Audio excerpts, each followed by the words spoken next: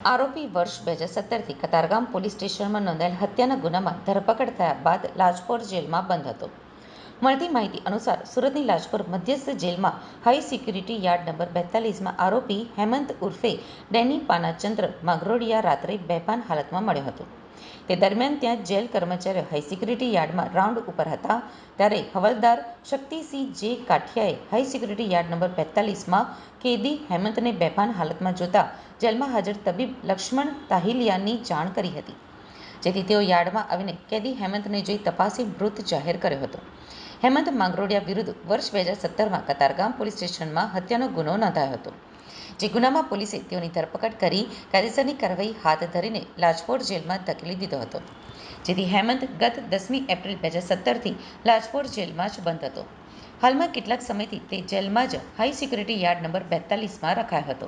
આ બનાવની જાણ હાજર પોલીસને થતાં જ ઉચ્ચ અધિકારીઓ તથા સચિન પોલીસ સ્ટેશનના પીઆઈ સહિતનો કાફલો ત્યાં દોડી ગયો હતો. આ સાથે જ જેલના બંધ કેદીઓમાં પણ ફફડાટ ફેલાઈ ગયો હતો. આરોપી હેમંત ઉર્ફે ડેની માંગરોડિયાએ આપઘાત કરી લીધો હોવાનું પોલીસે જણાવ્યું હતું.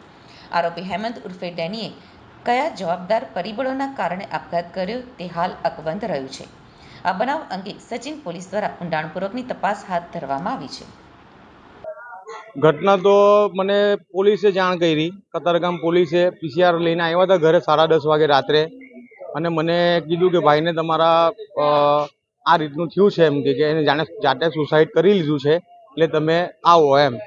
એટલે મેં ત્યારે જ એમને પોલીસવાળા લોકોને કીધું કે મારો ભાઈ સુસાઇડ કર્યો તો એમ છે જ નથી, કેમ કે જે 8.5 વર્ષથી જેલ કાપી રહ્યો હોય એ માણસ 10 દિવસ કે 20 દિવસ માટે શું કામ સુસાઇડ કરે?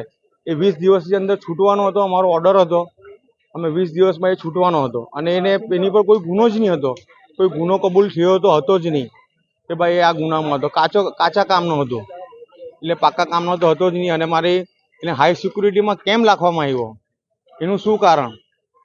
એને એવો જેલની અંદર શું ગુનો કર્યો કે હાઈ સિક્યુરિટીમાં રાખવામાં આવ્યો? અને હાઈ સિક્યુરિટીમાં રાખવામાં આવ્યો તો પણ કંઈ વાંધો નહીં, પણ હાઈ સિક્યુરિટીમાં રાખ્યા પછી બે જાતે ગળું દબાઈ દે એવો તો વ્યક્તિ હતો જ નહીં.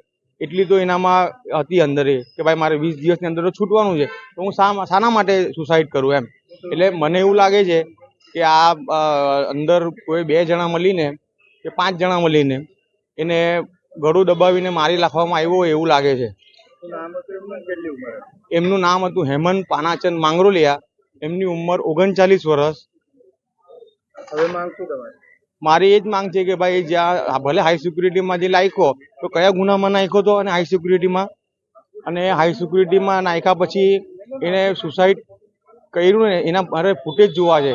એ જીવિત હતો ત્યારથી અને જાતે સુસાઇડ કર્યું ને એટલે સમજી લો કે 5 મિનિટનો કે 10 મિનિટનું એને ગળું દબાવ્યું હોય, તો એ મારે 5 થી 10 મિનિટનો વિડીયો જોવો છે. સચિન લાજપોર મધ્યસ્થ જેલ ખાતે એક કાચા કામના કેદી નામે હેમંતભાઈ ઉર્ફે ડેની પાંચનભાઈ માંગરોડિયા એમનું અકુદરતી મોત થયેલું છે, જે અનુસંધાને સચિન પોલીસ સ્ટેશનમાં અકસ્માત મોતનો બનાવ દાખલ કરવામાં આવેલો છે, જેની તપાસ સચિન પોલીસ સ્ટેશનના police inspector Shri P N Vaghela કરી રહેલ છે. તપાસના કામે ઇન્ક્વેસ્ટ પંચનામું ભરી અને પીએમ અર્થે જે લાશ જે છે એ નવી સિવિલ હોસ્પિટલમાં મોકલી આપવામાં આવેલ છે.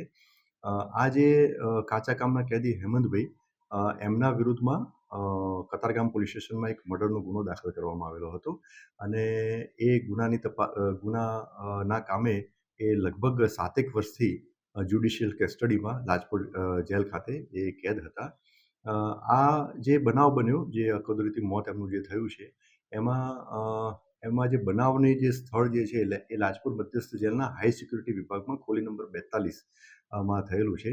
તો હાઈ સિક્યુરિટી વિભાગમાં પણ એમને કેમ લઈ જવામાં આવ્યા અને આ બનાવ કેમ બન્યો અને એમને બીજા પણ જે મુદ્દાઓ જે છે એ તમામ આવરી લઈ અને એ તમામ મુદ્દાઓ પર તપાસ કરવામાં આવશે. આત્મહત્યા કહી શકાય?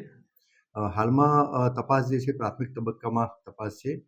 પીએમ માટે ડેડ બોડી મોકલી આપવામાં આવેલી છે, એટલે પીએમ ના અંતે ચોક્કસ જે મોતનું કારણ છે એ સ્પષ્ટ થશે.